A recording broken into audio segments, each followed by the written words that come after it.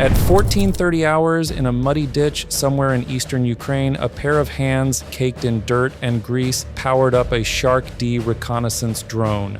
The mission was simple, textbook even, a damaged bridge, a perfect choke point. Intel reported a Russian convoy, lumbering and vulnerable, a 152mm howitzer in tow, crawling towards that broken span. The drone's electric motors whirred to life, a sound like an angry hornet. It lifted into the overcast sky. Below, the world became a map of scars. The operators watched the feed on their tablet, the bridge growing larger. The target was there, right on schedule. They had no idea that in a few minutes their world would explode, literally. Because in this new kind of war, the hunter is always being hunted. See, every time that Shark D drone transmitted its crystal clear high-definition video back to its operators huddled in that ditch, it was doing something else, something far more dangerous. It was screaming. It was screaming, "Here I am," across the entire electromagnetic spectrum, and the Russians, they had something listening. The convoy was moving at a walking pace, 15 kilometers an hour, a snake of steel inching toward its bottleneck. The Ukrainian strike team, the guys with the real punch, were positioned 4 kilometers away. But between them and that fat, juicy target lay 3 layered, interlocking rings of Russian air defenses systems that had already chewed up and spat out over 30 Ukrainian drones in the past week. One of those systems was the Zoop Park 1. You see it here on screen. Now, this piece of hardware, it wasn't built to hunt drones. Its original job was beautiful in its brutality. It would track the flight of an incoming artillery shell, a piece of hot metal screaming through the air at Mach 2, calculate its arc backwards in a split second, and tell Russian gunners exactly where to rain steel down in return. Counter-battery fire, a game of long-range chess where the pieces are high explosive, but the Russians got clever, diabolically clever. They realized something fundamental. A drone's control signal, the pilot's commands, the video feed, it's all just radio waves and radio waves. They can be tracked. Here's how it works. The Zoop Park, let's call it the Zoo Park, that's what the Ukrainians call it. It detects your signal. It takes a bearing. It basically draws an invisible mathematical line from its antenna straight to where you're transmitting from. One line, that doesn't tell them much, it's just a direction, but you get multiple bearings from different Zoo Park units from different positions. Those lines cross. They intersect at exactly one point on God's green earth, your position. 3 minutes later, the sky falls on your head. 152mm high explosive shells delivered with terrifying precision. The Russians even had a name for it, counter-reconnaissance by fire. No visual confirmation needed, no boots on the ground. Just detect, calculate, and devastate. The Ukrainian operators in that ditch knew the statistics. They were brutal, a cold, hard number that meant life or death. Transmit from the same spot for more than 5 minutes, and you have a 40% chance. A 40% chance you are never transmitting again, ever. So, these operators, they'd gotten smart, really smart.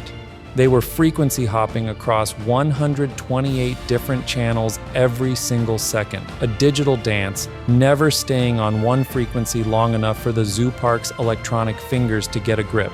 They were transmitting in microbursts. 0.3 seconds of data, zip.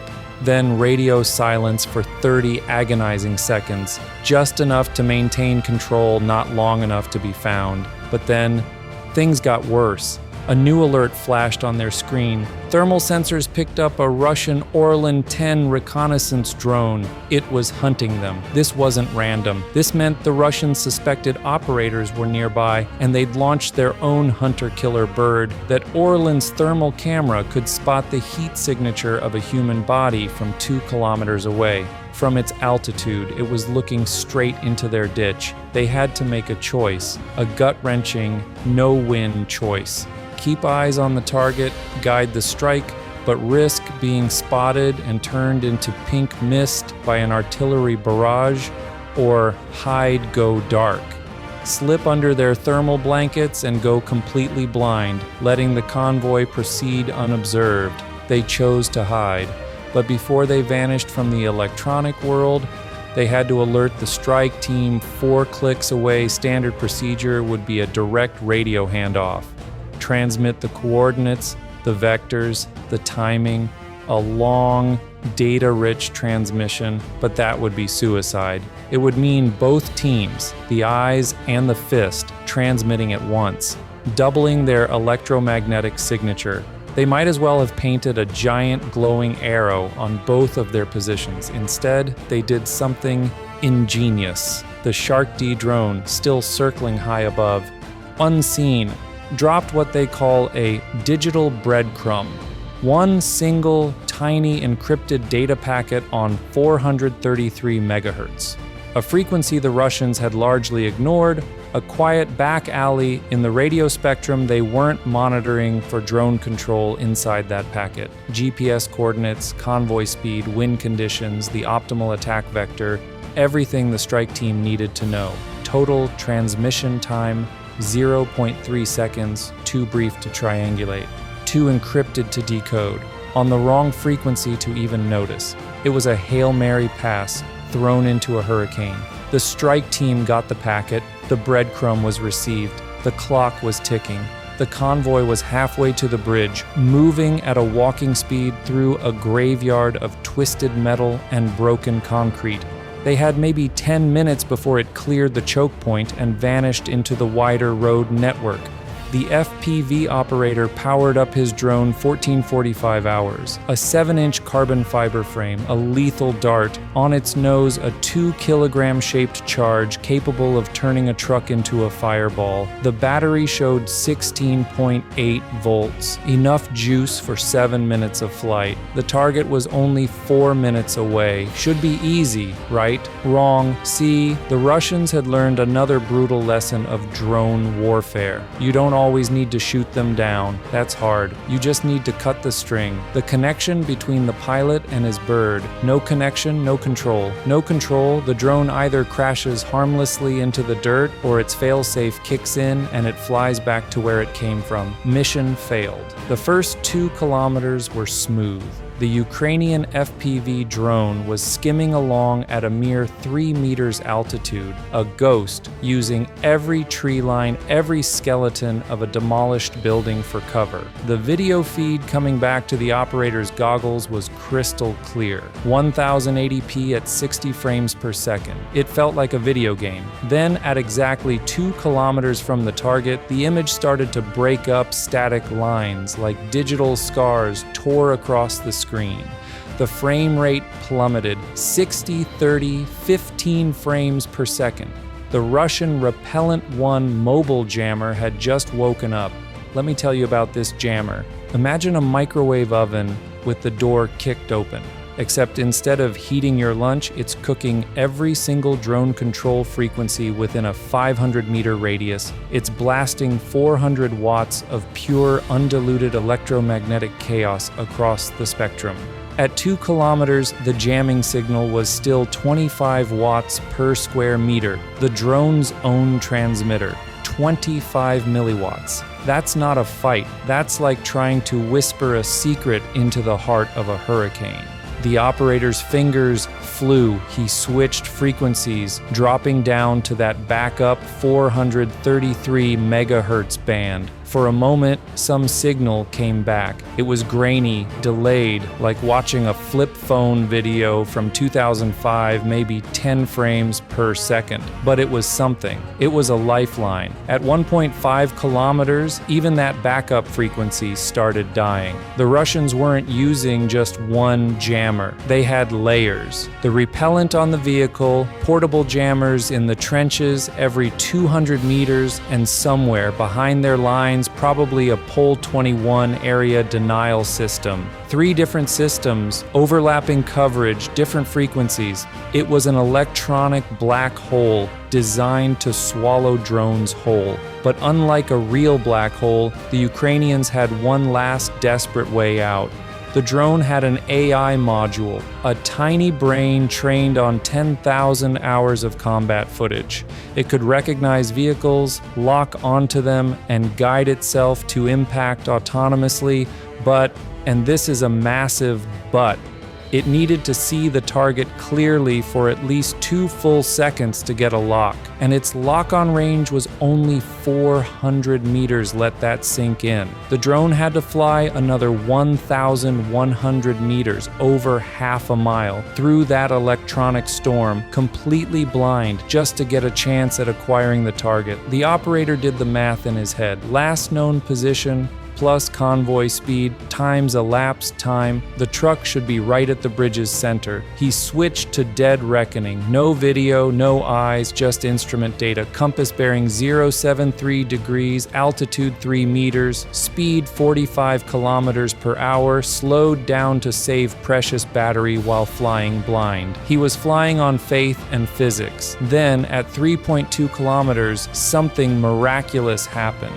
For exactly one frame, 1/60th of a second, the video flickered back to life, the bridge, maybe 800 meters away, and the truck right where his math said it should be, grinding over a twisted steel beam. Then, static returned, swallowing the image, but that one frame was enough. It was a confirmation, a sign. He was on track. Another 400 meters of blind flight. Just 400 more meters, and the AI could take over if the drone made it that far. At 3 kilometers, the video suddenly came back.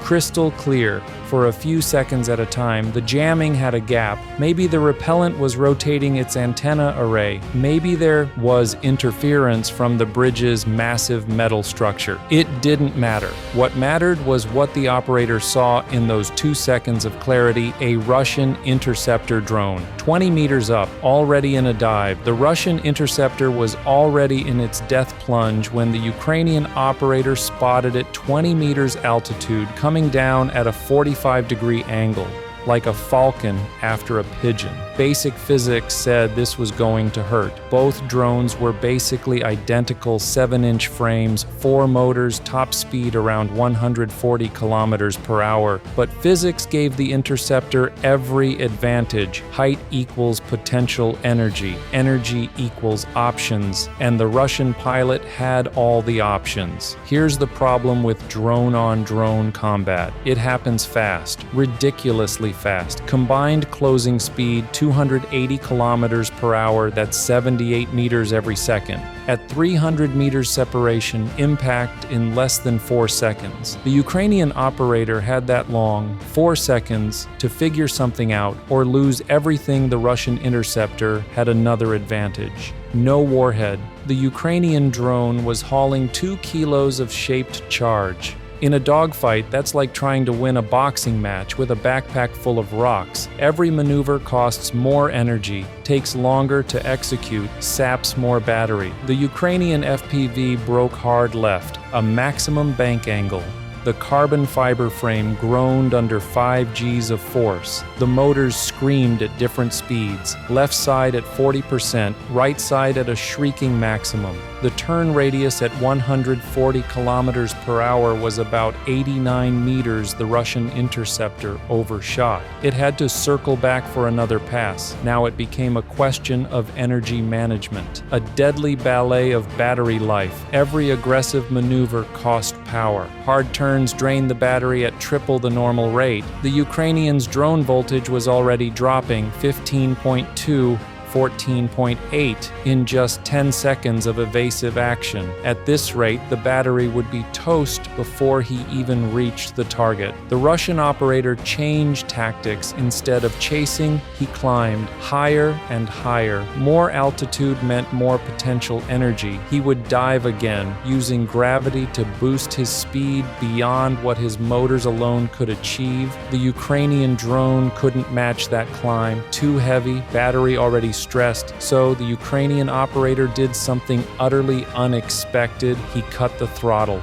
completely. The drone dropped like a stone, falling from 15 meters down to 3 meters in 2 terrifying seconds. The Russian interceptor, committed to its dive, screamed through empty air where its target should have been, but cutting throttle has consequences. With no power to the props, the drone becomes a falling brick. The Ukrainian FPV was in freefall, losing all control authority. The operator had to power back up with the precision of a surgeon. Too much throttle too fast, and the drone would flip from the sudden torque too little, and it wouldn't arrest the fall in time. He applied 30% throttle, just enough. The drone stopped its descent at a heart-stopping 3 meters altitude, wobbling violently as its flight controller fought to regain stability from the near stall. The Russian interceptor pulled out of its dive, bleeding speed in the climb. Now both drones were in the same energy state. Low altitude, moderate speed, batteries draining fast. It became a turning fight. 2 drones circling each other like knife fighters in a phone booth looking for an opening. Here's where the weight difference finally mattered. The Russian interceptor, with no warhead, had a better power-to-weight ratio. It could accelerate faster, climb quicker, stop shorter. In the circling fight, it could change direction more aggressively, pulling 6 Gs versus the Ukrainian drone's 4.5. With each reversal, the Russian drone gained a few degrees, sliding behind the Ukrainian drone into its blind spot.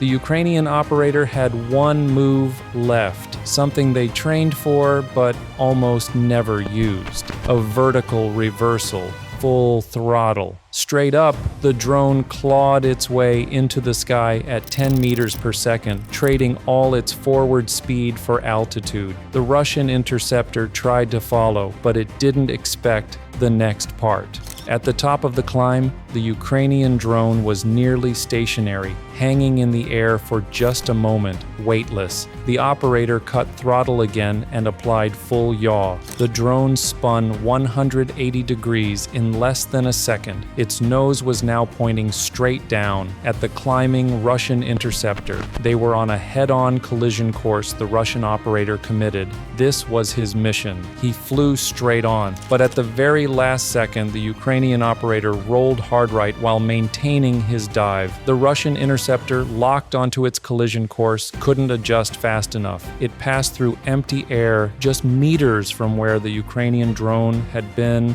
By the time the Russian pilot could reverse his climb and reacquire the target, the Ukrainian drone was already leveling out at 5 meters altitude, its motors screaming, racing toward the bridge. The whole engagement took 18 seconds. 18 seconds that felt like a lifetime. The Ukrainian drone had used 30% of its remaining battery just staying alive. Voltage 14.5, only 8% capacity left. The truck was 3/4 of the way across the bridge now, almost clear. The operator could see them now. 3 Russian soldiers, already in position on the bridge, weapons raised. They'd heard the dogfight buzzing overhead. They knew exactly what was coming next. At 14:49, the Ukrainian FPV cleared the jamming zone and faced the oldest defense in the history of warfare. Humans with guns who knew exactly where to look, the rifleman reacted first. His AK-74 spat 650 rounds per minute. At 50 meters, those bullets arrived in 0.05 seconds.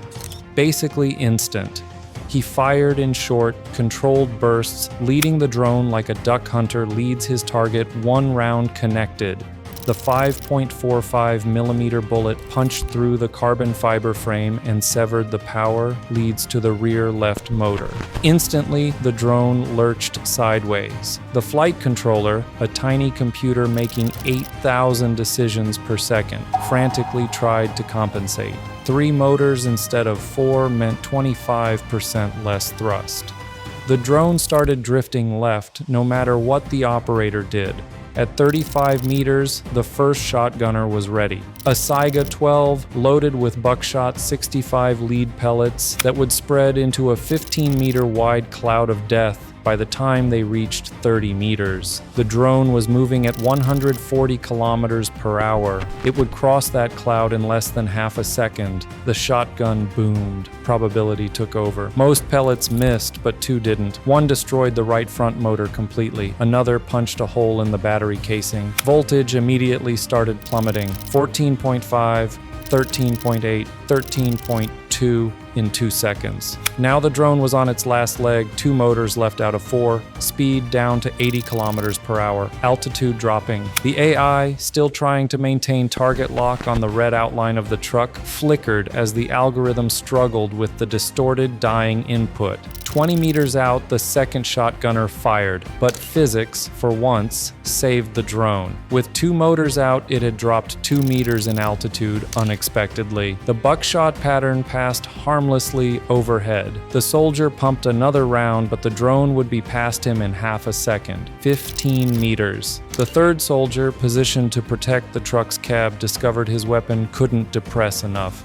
The drone was flying at a suicidal 1.5 meters altitude, below his minimum firing angle. He stepped back, trying to create space, but stumbled on bridge debris. 10 meters. The AI made its final calculation. The operator had wanted the cab take out the drivers, the brains, but the algorithm adjusted. The battery voltage was now 12.8, far below the minimum threshold. Thrust was at 40% and falling fast 5 meters. A magnetic proximity sensor armed itself. Impact. At 14:49 hours and 47 seconds, the drone hit at just 62 kilometers per hour. Much slower than optimal, but it was enough. The shaped charge detonated. A copper jet, hotter than the surface of the sun, punched straight through the thin steel skin of the truck and into the ammunition storage. 8 152mm artillery shells cooked off simultaneously. The explosion lifted the entire truck 2 meters into the air. The bridge deck, already damaged, cracked wide open under the overpressure. The truck tipped sideways, slid over the broken edge, and with a shriek of tearing metal, the truck,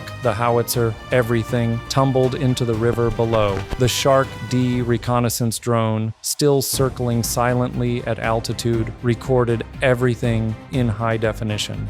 The smoke climbing 200 meters into the sky, the Russian soldiers on the bridge, staring in disbelief at the void where their crossing had been.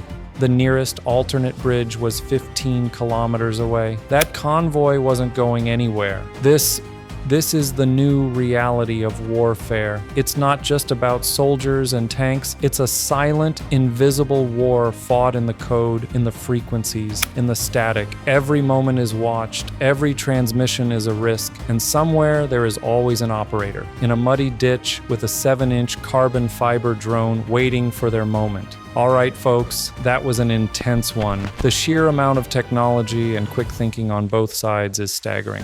I want to hear from you. What part of this modern drone warfare saga shocked you the most? Was it the electronic hunting of the operators, the insane drone-on-drone dogfight, or the sheer grit of that FPV pilot flying blind through a jamming black hole?